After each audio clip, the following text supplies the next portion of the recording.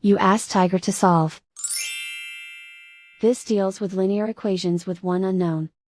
The final result is a equals -2/3. Let's solve it step by step. Simplify the expression.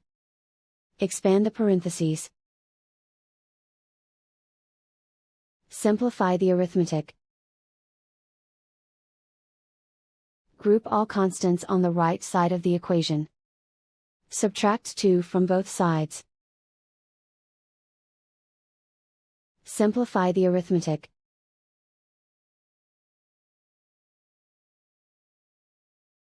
Isolate the a. Divide both sides by 3. Simplify the fraction. And so the final result is a equals -2/3.